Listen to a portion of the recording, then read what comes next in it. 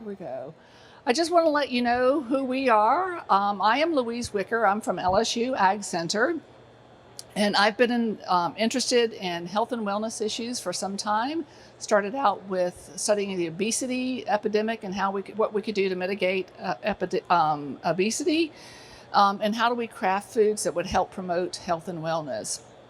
I've been engaging lots of other people in this process. John King is in the back here. I'm going to do most of the talking today, and John King is going to answer all the questions, particularly if they're hard questions. That's right. We are also working with Greg Jacobs from Allpacks, who is the supplier for the retort that you're going to hear a little bit about, and Howard Moskowitz and consumer segmentation. So some of the things I'd like to cover today is just what is healthy food and why it's important to talk about healthy food, and why is it so difficult to eat healthy, and then present the idea about what the role of shelf-stable foods might be in healthy foods.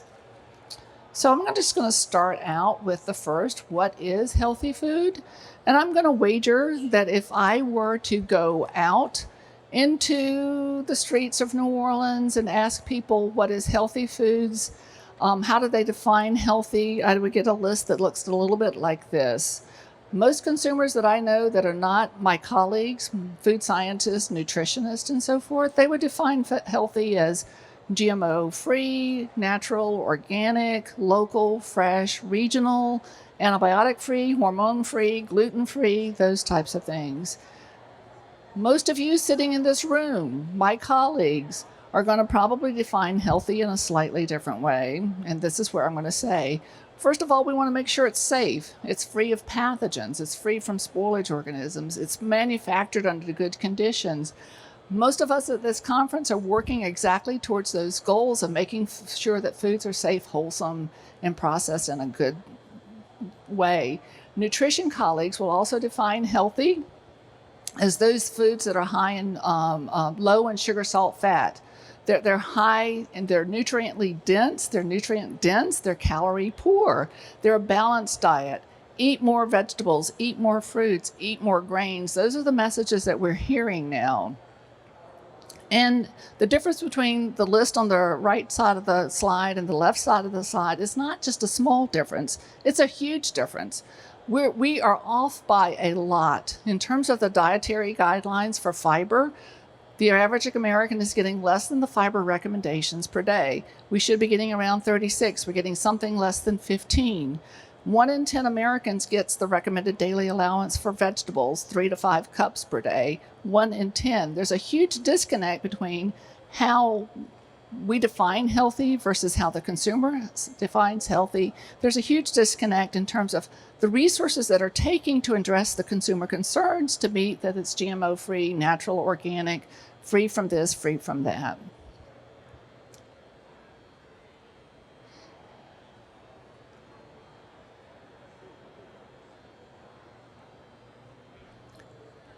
Is that going to stay? Yes, it does. All right. So it's been a long week at IFT. It's been a great show for me, and I hope my voice holds out. So, wrong way. Whoops. Okay. So why is it important to talk about healthy foods? I'm going to start out with obesity and the obesity map from the CDC. This is an old map now, but and it has not changed very much. It's not improving very much. But obesity and malnutrition and the presence of obesity has been one of the drivers for my interest in this area and some of the efforts that we're doing. But if you look at the southeastern region, the poverty belt part of the U.S., the SEC conference part of the U.S., that's also the highest incidences for obesity. I like to say I'm from Baton Rouge at LSU Ag Center. Louisiana used to be, we always were grateful for Mississippi, but we have now surpassed Mississippi. We are the #1 state in the union where we have incidences of overweight and obesity. We have some pockets of severe poverty and also where the incidence for obesity are over 60%. The healthcare costs in Louisiana are $2.2 billion per year if we do nothing in additional healthcare costs. Nationally, those costs are $481 billion, and the additional economic cost associated with lost economic productivity is something approaching $1.2 trillion a year. So there's an economic cost associated with obesity and overweight, not to mention the quality of life factors and loss of quality of life just associated with chronic disease. So it's a very important topic to address: obesity, malnutrition, and the presence of obesity. So why is it so difficult to eat well and to eat healthy? I'm going to say that many of us, and I'm looking at the consumer advocates and other people who write about this topic, I think many of us have this image of the golden age from the 1950s and 60s, before the days of interstate commerce, and people were not using a lot of prepared foods. And I'm going to ask you to look not just at the lady, and I'm going to say if we saw her shoes, she's probably wearing heels. She's ready and she's preparing a meal. She's got fresh ingredients on her table. If you look at the clock, it's setting there at 3:15. Who prepares their evening meal beginning at 3:15 in the afternoon? Okay. So in 2019, our image for most of our homes looks a lot more like this, right? And then we start talking about the truth of being a parent today. And now, in this particular slide, you have to look at it. There's probably about 5 or 6 kids in this slide. The dog is eating the kids' food bowl. The kids are eating out of the dog bowl. She's pregnant, and she's just had enough for the day. I think she's drinking coffee and not smoking a cigarette. But the day-to-day routine, meal preparations, all of our family events, our holidays, our cultural events, they center around food. I'm going to wager that most of you had at least one really good meal while you were here in Louisiana, right? But it is, celebrations are one thing, holidays is one thing, but that day-to-day meal has fundamentally changed. We have not changed along with that. The days of 1, 2, 3 hour preparation meals, that's gone. You do that only on weekends. Even with the meal delivery services with 30, 40 minutes from Blue Apron, HelloFresh, and others, those days, even now we're saying 30 minutes is too long for that meal prep. So more and more we're moving to convenience, but we don't want to give up the health aspects of it. And even if you do things right, and if you do things like our nutrition colleagues recommend, which is cook on the weekends, cook and prepare your roast, your chickens, and so forth, and then think creatively in how to process those leftovers into salads, into soups, into other aspects of using that roast or that chicken later on Monday, Tuesday, Wednesday. By the time Wednesday, Thursday rolls around, you've probably had enough of those leftovers, and it's looking pretty grim. And so in the previous slide, she had a pretty nice kitchen, and she had a well-stocked refrigerator. So what if your home looked a lot more like this? And these two slides, the slides on the top came from HUD, the HUD website. Small kitchens, small refrigerator, cooking appliances, but a functional kitchen. The 2 slides on the bottom came from the Habitat for Humanity out of Columbus, Georgia. Before house, after house. So for many in our population, they do not have adequate kitchen space. They have limited living space. And they may be sharing their space. They may be sleeping on the couch for a day, a night, a week, or 2 or 3 or a month. And they're sharing space. And so cooking utensils, having a functional kitchen, a functional refrigerator that maintains cold temperatures, fresh fruits and vegetables is not always a good option. Okay.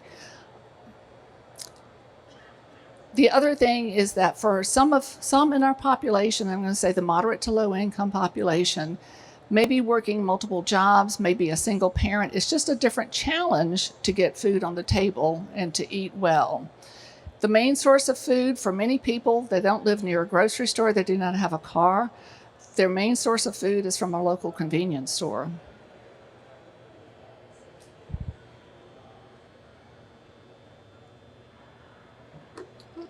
All right. So again, why is healthy so difficult? The largest percentage, so say for no matter what we say, no matter what we want to do, at the end of the day, the evening meal tends to be not so healthy, and we grab our supper in a paper sack through a drive-through window. We end up going by the deli section of the grocery store and picking up a rotisserie chicken and getting a salad or coleslaw from the deli section. Okay. The largest percentage of purchased foods, I'm going to read this slide, comes from the category of processed and convenience food, despite our intent and our interest in doing differently. The projected cost of the global shelf-stable packaging market is expected to see $358 billion a year. So as much as we say we want to eat fresh and local, it doesn't really fit our lifestyles. It doesn't fit the lifestyles, particularly of the moderate to low income, and it doesn't fit our basic needs for even moderate and upper income. So I'd like to switch gears just a bit and think and let you know a little bit of what our approach is and ask for your response on some of this. This is a slide from our building at LSU, and we have received, all PACs has donated a agitating retort to us, and we are working on a variety of products. Rice is depicted here, but we are asking you to imagine the center of the aisle with shake-up batch retort technologies. This retort is unique in that it works in agitation and still mode. It will agitate literally at 180 shakes per minute in a 6-inch arch, and that is a severe agitation. And just as a example, it is approaching 1.5 to 2 G's force. Okay, so it will shorten process time, should improve quality, nutrient retention, should improve color, flavor, texture. So our goal is to document some of that. Now, just a reminder, because we know this, our choices for food choices are driven by taste, cost, convenience, and now by health. And we use packaging to convey messages, and consumers will buy material, will make the decisions about what foods to eat, what foods to consume based on the purchasing, based on the package design itself. Consumers don't think a lot, however, about the processing methods. They don't think they don't think about sterilization methods. They don't think about, is it agitating, is it still, is it pasteurization, or is it commercially sterile? They don't think about that when they're choosing ready-to-eat shelf-stable foods. Consumers also don't correlate their emotional expectations of a food product. We love our food, we love our celebrations, we love everything that we're doing about foods, but consumers don't correlate their emotional expectations from a food from the sterilization methods. So, why is it important to revisit shelf-stable foods and health? 30 minutes is simply too long. It's just too long for many families to get good, healthy meals on the table at night.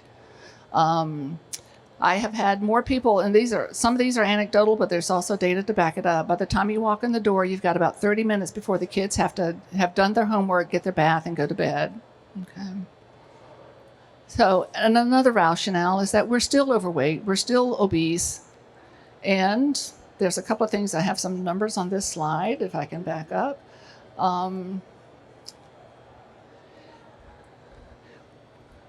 The things that we are doing that we, no, I'm good. Actually, I think what I'm going to do is I'm just going to go forward. Nope, I'm not going to go forward. We are still overweight and we're still obese. That's still a fundamental challenge in our culture. And the messaging has to be right, because the primary the primary incidences for overweight and obesity and the impact on chronic disease is populated primarily with the low income and the minority populations. We want to get the right messaging to target every consumer, whether it's a too busy consumer or whether it's the low income consumer who does not have access to the foods that others of us do have access to. We've got to get the messaging right. The other option that we have discussed that is we have to do differently than what we did with tobacco and tobacco cessation programs, which they were targeted, and the messaging was very highly effective for the upper income, but not in the majority population.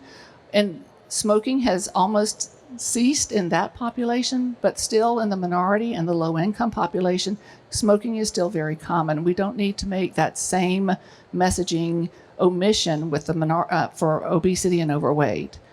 The other thing in terms of why it's important to revisit shelf-stable foods is food security. We're going to be expected to feed 9 billion people by 2050.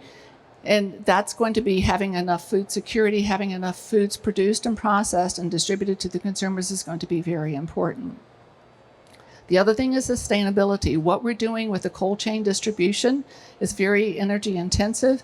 The whole the production, processing, consumption, food waste part of our equation is expensive from the carbon footprint concept. And can we do more with shelf-stable foods that's going to improve our sustainability? So what might be an approach? Contrast, in this case, this slide, the convenience of a portion-controlled, calorie-controlled convenience or a fast food or a fast snack product as depicted in some of these pouch products and or packaged also with crackers ready to eat.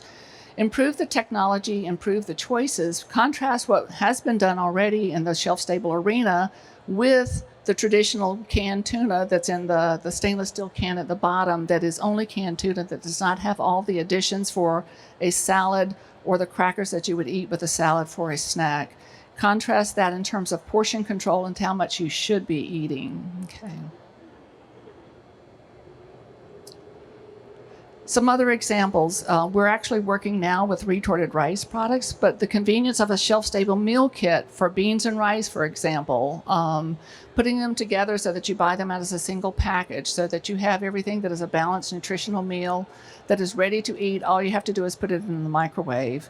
We've just completed a small project with shelf-stable shrimp that was presented yesterday at a session yesterday, where there's no mess, no smell associated with cooking shrimp or any other type of fish in your home. You've got a high protein source that's shelf-stable, can go in your book bag, can go in your purse, keep it in your desk, bring your green salad to work, and you've got something that's a good, quick, healthy alternative. So the technology exists for retort operations. We can improve on some of this, and our proposal is that we're going to make better quality products with agitation retorts, but also too, how do we change the consumer mindset that shelf-stable foods, center-of-the-aisle foods, can be part of a healthy diet. So, to move into that second category of what can we do with consumer messaging, we've been working with Howard Moskowitz and Mind Genomics, and I'm not going to spend a lot of time talking about this, but if you're unfamiliar with Howard, let us know and we will give you some background information on what he is doing. He has traditionally used psychophysics to do messaging, to identify consumer segments and to identify specific messages for each of those consumer segments. Okay. We did, in my previous life at another institution, we worked with Howard to work on doing some studies using Mind Genomics to identify consumer segments and marketing messages to drive them towards healthier choices. I'm not going to walk through all of these slides, but this one represented a blueberry project that we were doing where we have, using Mind Genomics, silos and elements, and for each silo we have an element or a phrase that would go along with that particular concept. So then when the person completing the survey sees it, they see different combinations of each of those silos with different matches of those elements. And at the end of the day, using the statistical package that he has, he's able to identify consumer segments. And so in this case, what we saw with blueberries are silos and elements were things like, how do you like your blueberries? Do you like them fresh? Will you eat them frozen, dried? Do you like blueberries with nuts? Do you like blueberries in dairy products like yogurt? How do you like blueberries? Would you eat them in a puree that was in a cup that could go into your purse? The other things that we did, well, what would be the benefits of eating blueberries? It's chronic disease. If it helps you with cardiovascular disease, if it would lower your blood pressure, would you eat more blueberries? If it gave you shiny hair, if it improved your skin texture, would you eat blueberries? Were you interested in pink, green, and white blueberries? We put a various number of phrases together around to identify the concepts of what would be acceptable in terms of a format for blueberries. And identified into 3 separate groups: those that were very happy about having blueberries available. They did not have to worry about keeping them refrigerated. They could go in the purse. They really liked this idea. And that was about 39% of the population. They were long-term storage for blueberries was uniquely appealing to that group. affordable health plans. They were willing to pay a little bit more, but if it didn't cost too much more. Different forms of a sweet, juicy fruit cup with blueberry sauce was highly motivating for them. The third group was health was not such a big issue for them. They were not so interested in all the healthful benefits that blueberry would provide, but they were interested in the shiny hair type thing, and they were the ones most interested by the exotic pink, green, and white berries. And if you're familiar with blueberries at all, the exotic pink, green, and white berries, those are the fruits that they're immature or unripe, and they're cold blueberries, and they're actually going for feedstock now. So, but they also represent 40% of the production pretty much in blueberries. So what can we do to add value to those?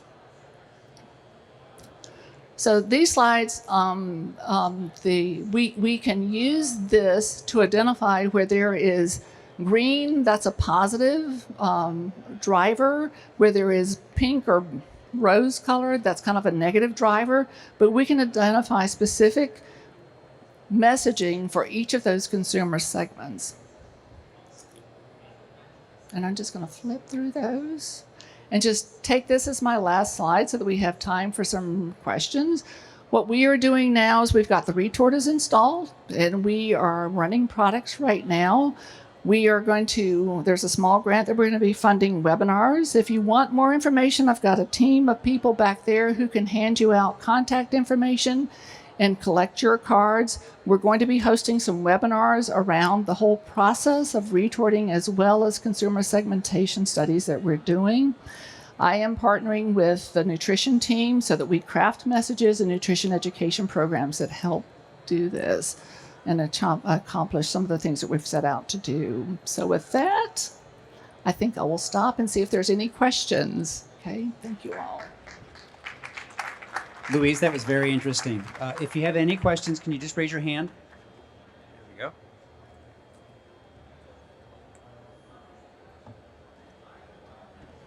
we go. Thanks, Louise.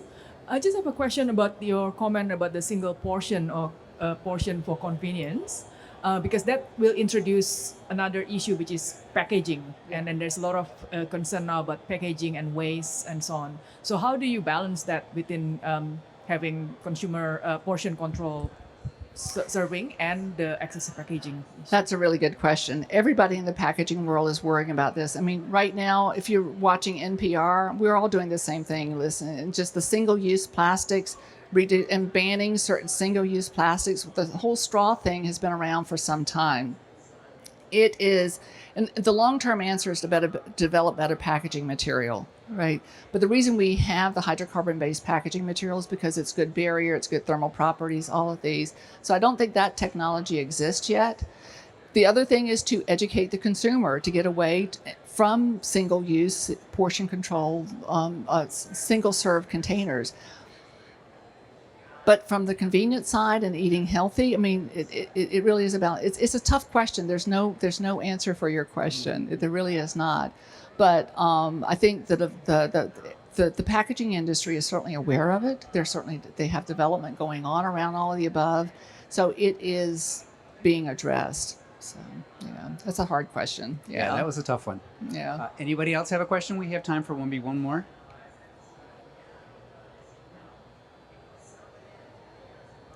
What type of foods does the Shaka retort process most beneficial for? Shaka is not for everything. It is, if it's viscous, if it's solid, probably not a good choice, right? Because it's got to be able to move. At the presentation yesterday, Greg Jacobs had a video, this speed, this speed, this speed, and literally had in a viscous material black beads that at severe, it looks like a tornado by the time it gets to 180. At 40, it's barely moving. So, but solid foods don't move. You can shake it, but it doesn't move. So if you're doing tuna, perhaps not so much. Viscous foods are another challenge, because viscous foods and the viscosity and the whole viscoelastic profile and the rheology, that is going to be a challenge for any product formulation, because in addition to viscosity, how it moves, it's got to have a headspace for it to move. So as it moves, the more viscous it is, it will move less. And particularly if you got something with a transition going from liquid to solid, such as a starch-based product, we can agitate so long as it's liquid. And then once it becomes solid, then we stop the agitation and we rely on the traditional cooked for the heat transfer. Packaging shape makes a difference. So what works in this shape, what works in a 250-gram package will not work in a 450-gram package. So packaging size, packaging shape matters. But if you have something liquid, it will move. And I will say that agitation, if you're making beef stew, and I'm looking back to the crew and see if they're going to giggle at this, but we have made purees without intending to make purees before. So you can shake it too much. And we've done some things to sort of not do that again.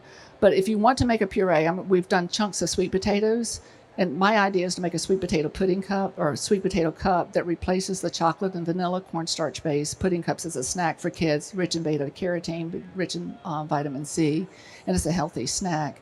That works really, really well. If you want to make a puree, we can make a puree. If you want to keep chunks of beef stew with potatoes and carrots and things like this, that requires a little bit of process formulation. Okay, good question too, yeah.